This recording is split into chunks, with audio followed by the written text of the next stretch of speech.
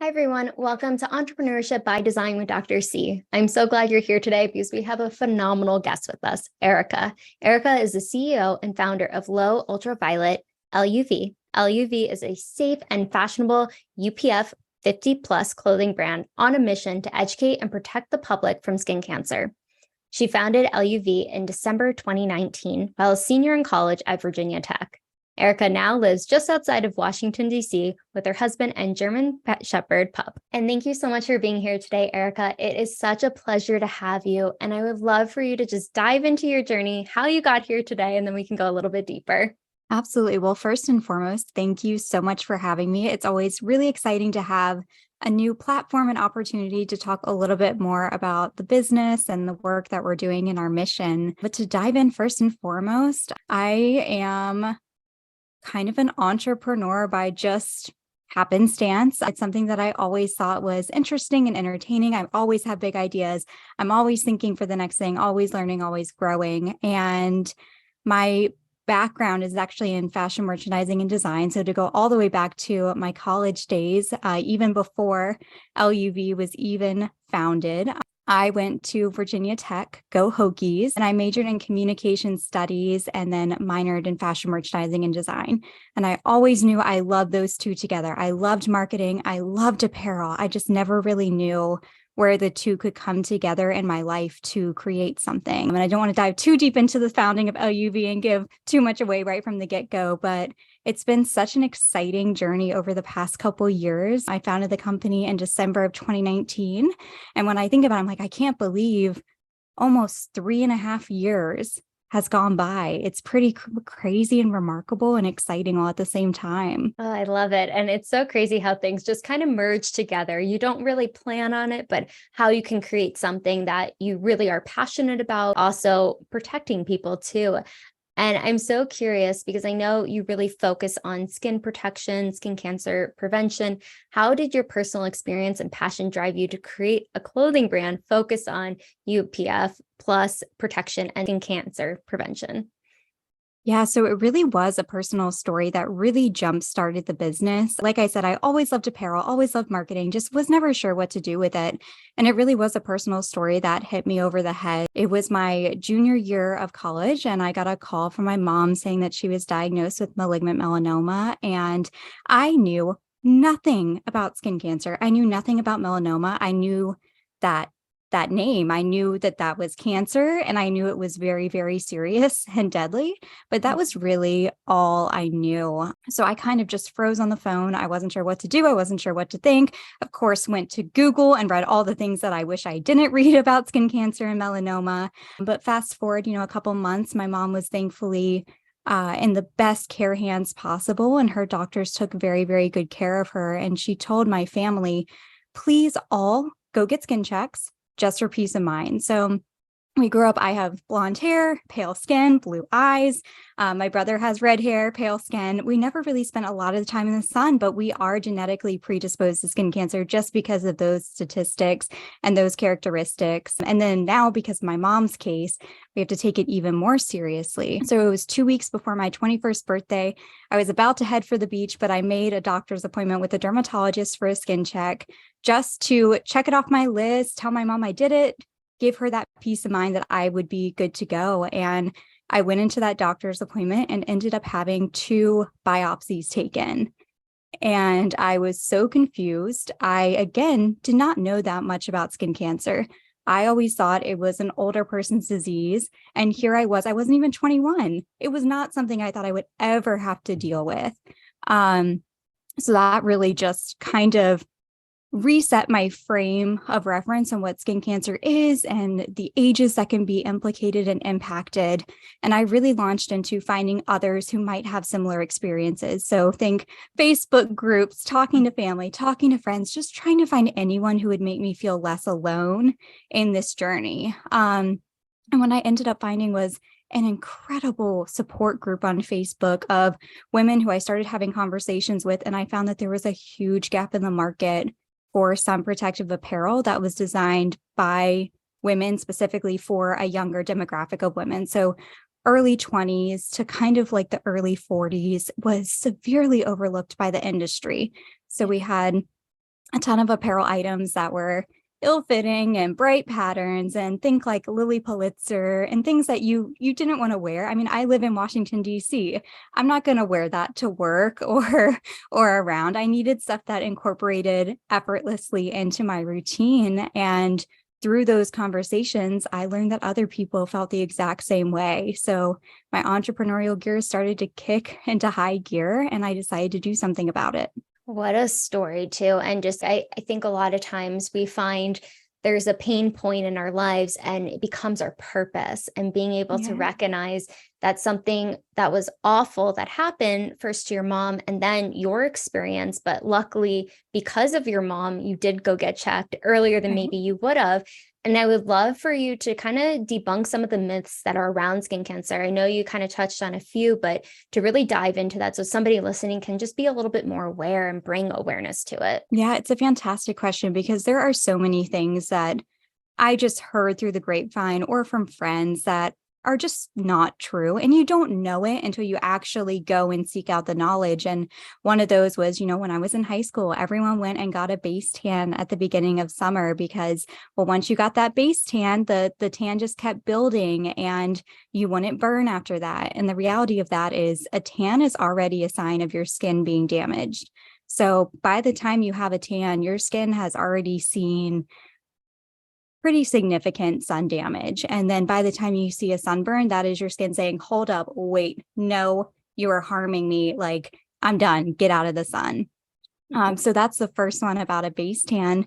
And then the second one, and I don't know if people have similar experiences to this, but growing up, when I was at the beach or at the lake with my family, if I ever got too much sun, my dad would put over a white cotton shirt over me. So one of his shirts, and I'd be running around, a 5-year-old tripping over his shirt, just wearing it around to try and get out of the sun, but still enjoy myself. And what I have learned since is that a white cotton t-shirt actually only has a UPF rating of about 3 to 5.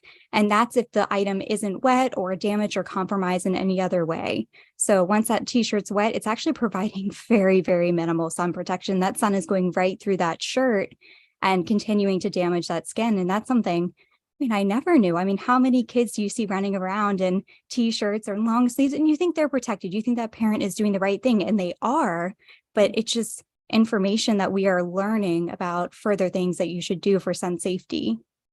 Wow.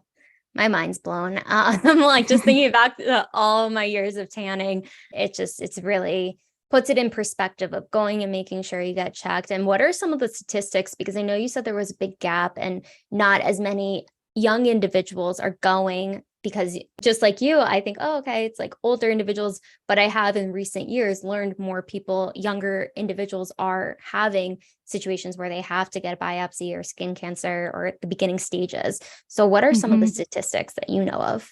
Yeah, it's crazy because it's actually, we partner with the Claire Marie Foundation, which is a wonderful foundation that focuses on young adult and adolescent melanoma. And they have some fantastic research and stats about how in the younger demographics, so we're talking like early 20s to early 30s, your increase. So if you develop melanoma, there's actually a higher likelihood of it progressing to a more deadly form, just because your hormones are kind of doing crazy things and your body's changing so rapidly. So melanoma actually progresses a lot more quickly in younger individuals. And then some statistics about where it shows up.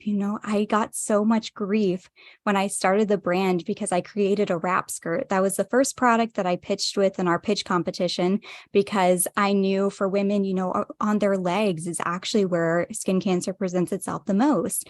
And I pitched the product, and the feedback I got back was, well, that's not true. I don't know why you would do that. It presents itself in the arms. And the funny part is I said, yes, for men. Not for women, that's for men. So there's just so much misinformation out there and so many like little minute details that you wouldn't even think about. Presenting differently in men versus women is one of those things. Wow. See, I'm just like, oh my God, I had no idea. I'm like, I need to make a call with my dermatologist like yesterday. I don't think I have it, but you never know. And I think it's being safe and sorry. And I think it's important for people, especially in those states where it's sunshine. Like I grew up in South Florida, lived in California. I was always exposed to the sun. Now in Colorado, As you can see, I'm a little bit paler, but I don't get out as much. But I also wear a lot more sunscreen, and I'm very conscious of that because I understand now, being in my early 30s, mid 30s, it's a little bit different than when I was in my early 20s or even my teens as well. But I think it's important, the sooner we get checked and just keep on top of it, just like we get a physical. I think it's an important aspect too, just from what I'm hearing from you and the importance of it. Yeah. And it's even if you don't have something that you think is concerning, but just getting a skin check, like you get a yearly physical, like you get an eye doctor or you go to the eye doctor, any of those things, it should be an annual appointment just to stay on top of it. Because one thing about skin cancer is the earlier you can detect it, the less it progresses and the more curable it actually is. And I don't like to scare people with that,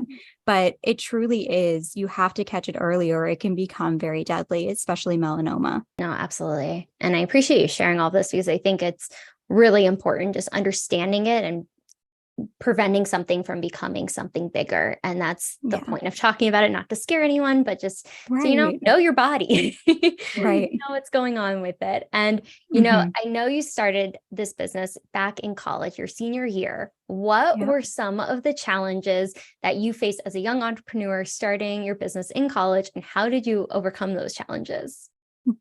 I look back on that and it's kind of bonkers to me that the company was founded in December of 2019. So if you think about that in terms of what's been happening in the world the past couple of months, we were technically founded in December of 2019 to enter a pitch competition where I grew a team from that. We pitched, we won initial seed funding in February of 2020, and then the world shut down 2 weeks later. So we had just started to kick into high gear. We were so excited. We had so many ideas.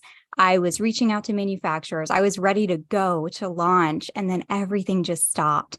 And I didn't fully have the tools to try and figure it out because, again, I hadn't even graduated college yet. I was still trying to maneuver the college to real world transition. I didn't know how to do a company on top of that. And then throw in the world being in such a crazy place.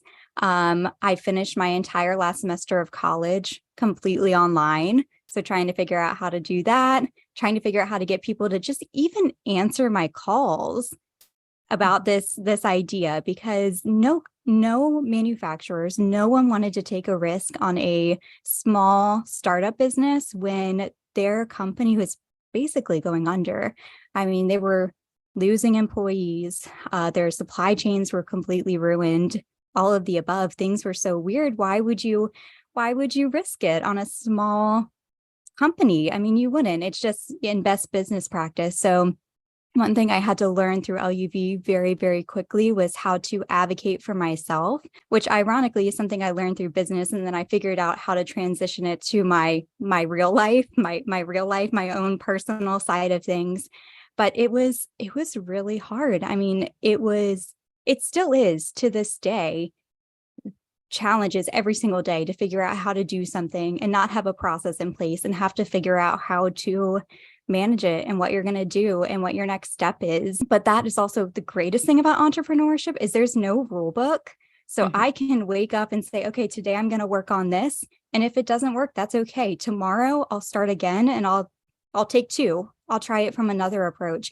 And you just continually try and test things out and just hope for the best, honestly. I believe that. And you're right. There is no rule book. It really is deciding, okay, let's try this one way. And if it doesn't work, you got to try a different way. Just like Thomas Edison with electricity. He didn't discover it overnight. It took about 10,000 tries. And hopefully it doesn't take us 10,000, but that's a lot of work.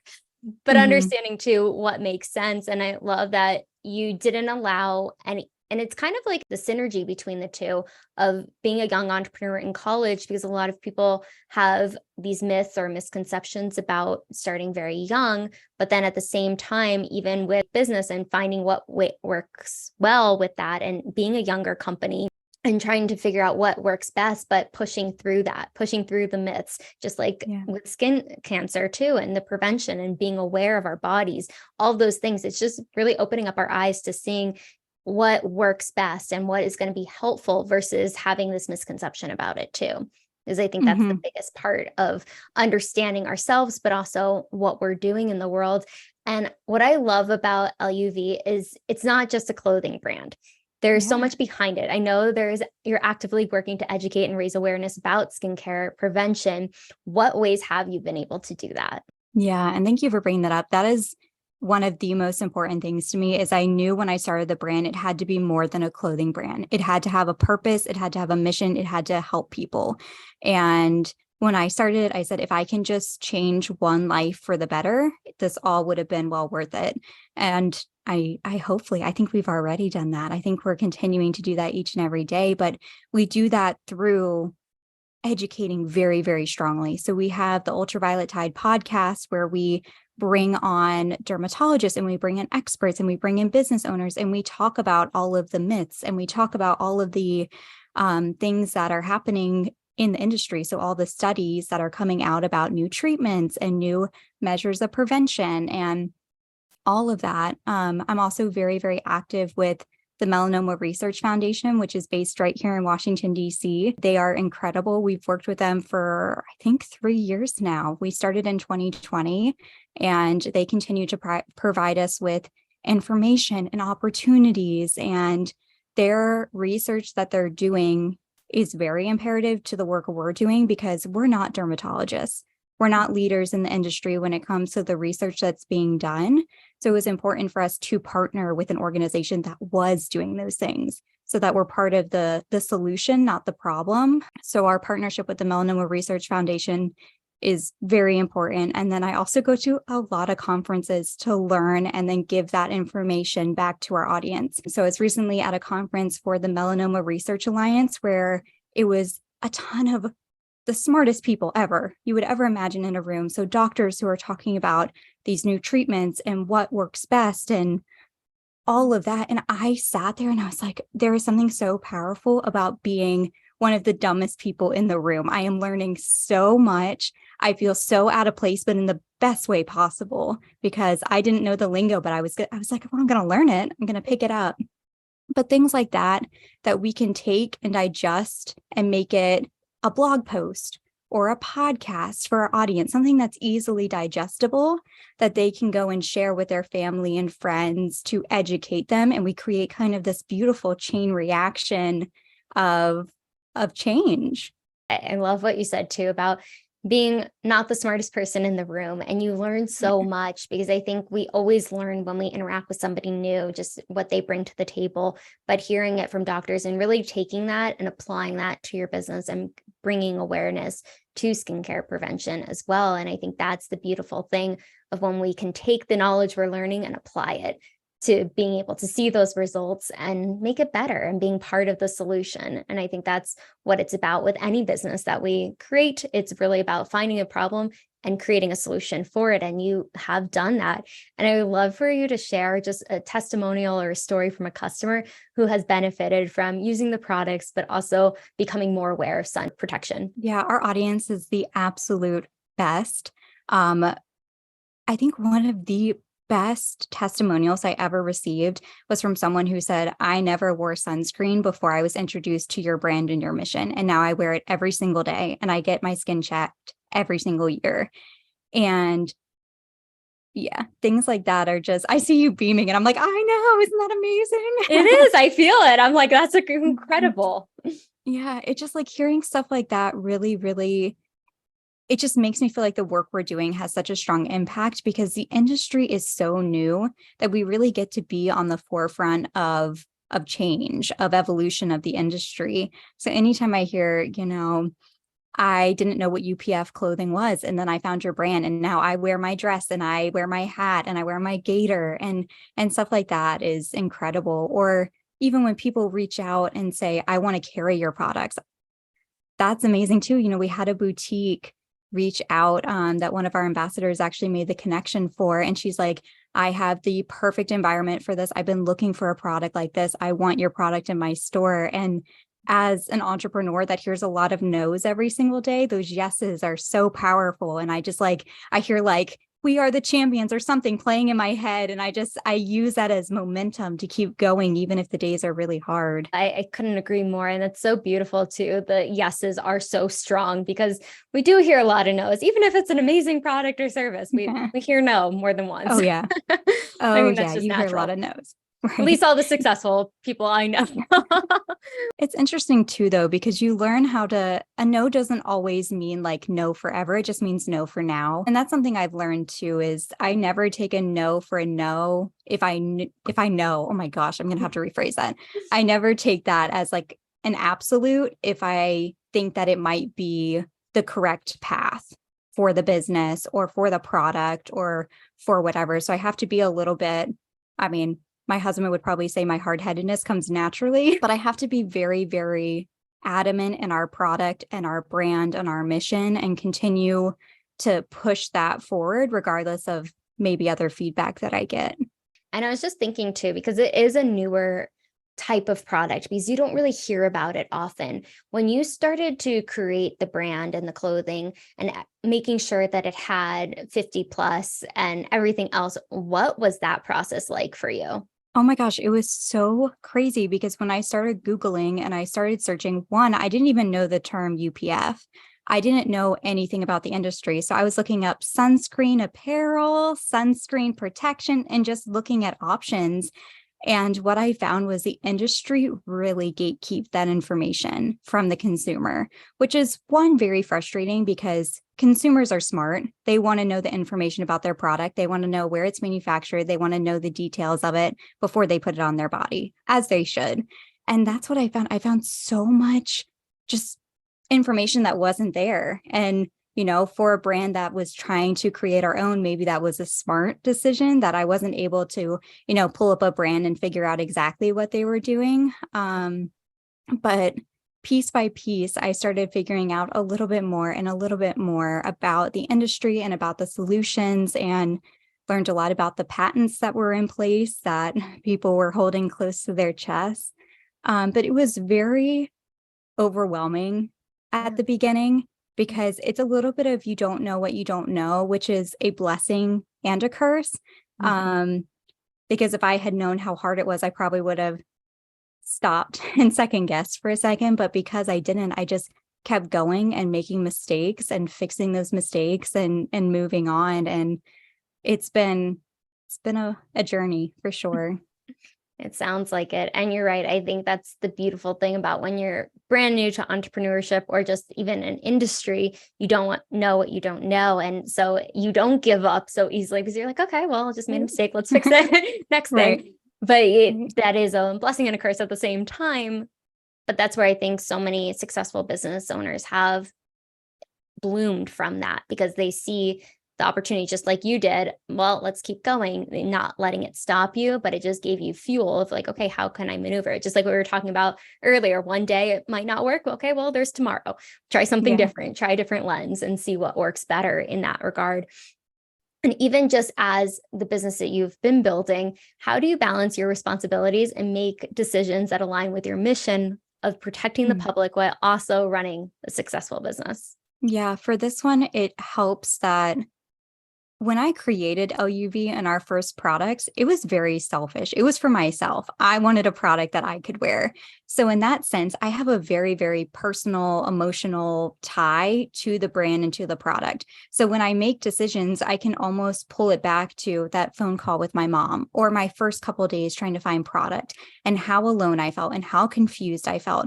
And I pull in that emotion in my personal experience into the decisions we make. And if I don't know, I ask our audience.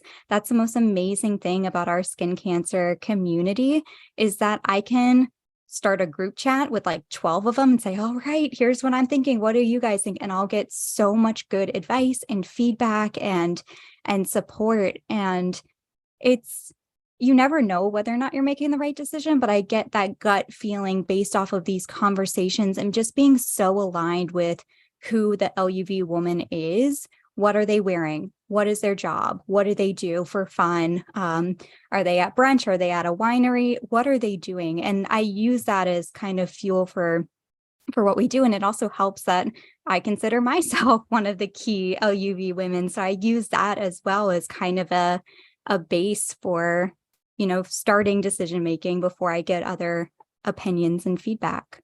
Yeah, I think that's so important because when we are directly talking to the audience and the people that are going to be purchasing it, the customers, there's more weight in that where we can have a little bit more market research. And I'm so curious what strategies outside of obviously reaching out to the group chat that you've been able to implement effectively, marketing the product, promoting it to a wider audience to gain awareness of the importance of sun protection. One of the things that I instituted our very first winter. So sun protective apparel, super popular in the summer, not so popular in the winter. So I knew I was going to have to do something to continue our momentum in those colder seasonal months where people maybe aren't as outside as much, aren't thinking about sun protective apparel.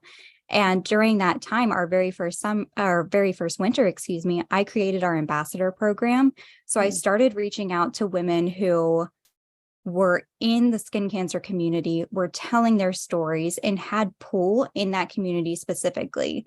And that was exciting because a lot of the other sun protective apparel industries had an ambassador program, but they were reaching out to people who maybe didn't have a tie to the industry or maybe weren't talking about their skin cancer experience. So it had kind of a disconnect. Like, yes, I see they had 50,000 followers on Instagram, but they're not telling anything that makes me feel seen or heard when they're sharing the product.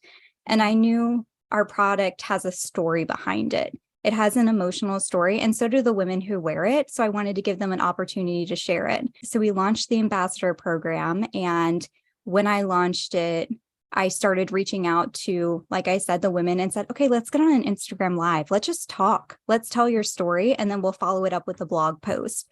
And the most beautiful thing started to happen where people said, I have a friend who also wants to come along. Or we started receiving DMs from people saying, I want to become an ambassador. How do I do that? And before I knew it, 3 months later, we had 20 ambassadors. And I just wasn't expecting it. Yeah, that's so beautiful too, because it starts with telling a story, being able to connect. And I think you touched on something so important. It's when the missions align and when people, like, you can have 50,000 followers, let's say, but if they're not connecting to what the true story is and the mission and the values, it can have that disconnect, and you feel that disconnect too. But the fact that you didn't even intentionally put it out there in the way of creating all these brand ambassadors, of putting it out there, understanding the story, but also people were connecting because they felt heard and seen. That's like what I'm hearing too, where there is a space for this and it's only going to grow. And I'm so curious, what are the future plans and initiatives for the works of L.U.V and to expand the product line, but also collaborate with other organizations? Oh my gosh, we have so many plans. I mean, from expanding product. I mean, we have just women's now. I want to do men's. I want to do kids. I want to do pets. Like, how cute would a little pet bandana be? Adorable. And then we are, slowly starting our wholesale approach. So we have certain boutiques that are carrying our products, expanding outside the US. I mean, we just have so many plans and I have so many ideas that I'm just so excited to keep growing. And what I always tell people is what you see now is just like a teensy tiny bit of where I envision the company going and what I see the company becoming. It's just little by little, day by day. We're a small company, so it takes a while to get that progress. And then in terms of organizations, there are so many fantastic foundations out there that are working towards prevention and education. And I want to know them all and I want to work with them all and I want to continue to lift each other up. Even if a company is like technically one of our competitors, how I see it is we're aligned in terms of our mission. We're all trying to do the same thing, which is to help people continue to live their lives on their terms. And of course, I hope people choose our apparel because I think we're the best. I just want them to choose something. So at the end of the day, if there's another brand or another company that we want to join arms and lift each other up, totally okay with that. This space is for all of us. And at the end of the day, our end consumer is different because everyone needs this product. So there's a huge market for it. People just aren't realizing that everyone needs it. Babies, older people, no matter your race, your gender, your ethnicity, none of that stuff matters. Everyone needs to protect their skin. So there's room for all of us. Yes, I completely agree with you. I do think there is room for everybody. And it's just being able to help more people in different capacities, but understanding the importance of it too. And I want to go back to the manufacturing aspect of the product and everything that you had to do. What were some of the tools and places and things you had to do in order to get your business up and running?